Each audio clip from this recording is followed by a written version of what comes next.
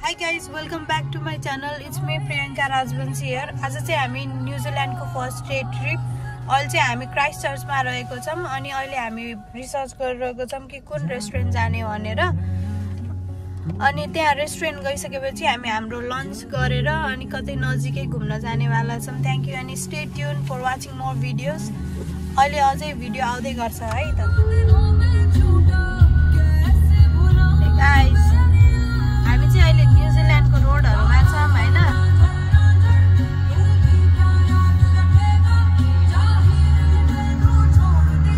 न्युजिल्यान्डमा चाहिँ अहिले autumn season चलिरहेको छ, त्यही भएर पातहरु कस्तो अर्कै कलरको छ. यो रोडको भ्यू हेर्दाखेरि चाहिँ तपाईहरुलाई कहाँ आए जस्तो फिल हुन्छ. मलाई चाहिँ युरोप आए जस्तै फिल भयो है त. यहाँ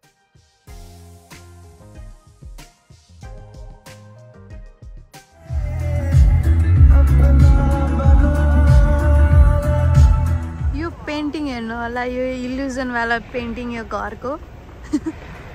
यो एउटा घर रहेको छ हैन, त्यो तर यो सबै पेन्टिङ हो. पेन्टिङको कारणले एउटा दुईटा तीनटा चारवटा पाँचवटा घर देखा परेको छ. नेपाली भएर पनि विदेश आएर नेपाली खानाले कहिले पनि छोडेन, त्यही भएर हामी नेपाली रेस्टुरेन्ट गयौं. अनि यहाँ गएर हामीले खाना सेट खायौं. खाना यति मिठो थियो कि पहिला हामीले खाना खायौं अनि त्यसपछि फोटो खिच्यौं.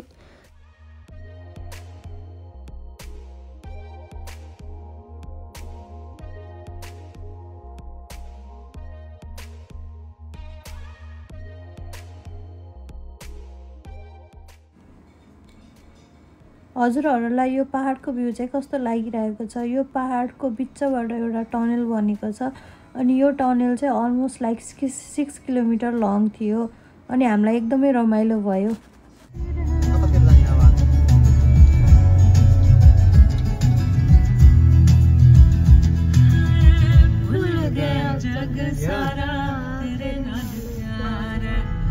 ओ माय गॉड, बन्दर गृह फर्स्ट टाइम देख्दैछु मैले गाइस. यस्तो हुने रहेछ है बन्दर गृह चाहिँ.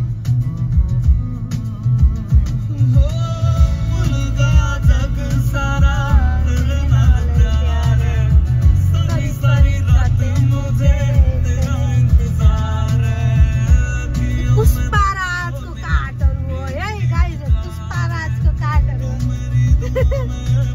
हेर पुष्पराजको काठ.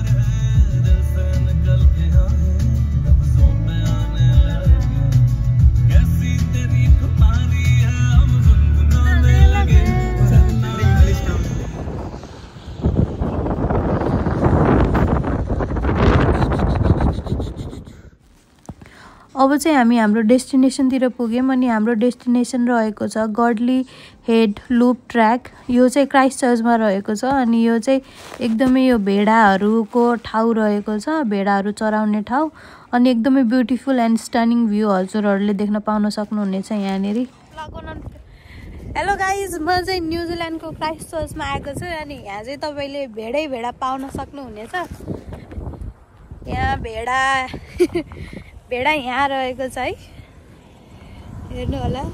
भेडा सन द सिपको याद आउँछ यो हेरेपछि. Beautiful view. हेलो गाइज, यस्तो भ्यू रहेको छ हैन, यस्तो ब्युटिफुल भ्यू हेर्नु होला. हामी चाहिँ एकदम हाइकिङ जाँदैछौँ. यो चाहिँ 30 मिनटको वाक रहेको छ. 30 मिनट पछि हामी चाहिँ यो पुरै घुमेर भए. कस्तो स्टनिङ रहेको छ, यस्तो भ्यू छ हैन, यस्तो राम्रो भ्यू. 30-40 मिनट्स हिँडेपछि माथि टपमा पुगिन्छ. माथि टपमा पुगिसकेपछि अझै पहाडहरू देखा पर्छ.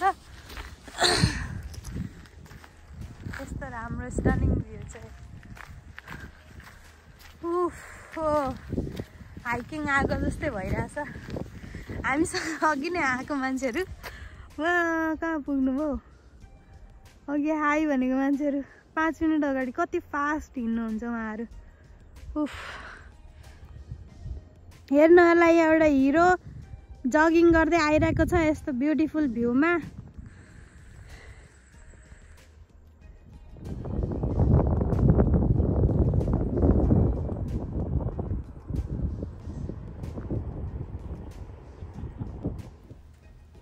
अनि आजको लागि यति नै। हजुरहरूलाई भिडियो मन परेमा मेरो च्यानललाई लाइक र सब्स्क्राइब अवश्य पनि गरिदिनु होला। Thank you so much. By.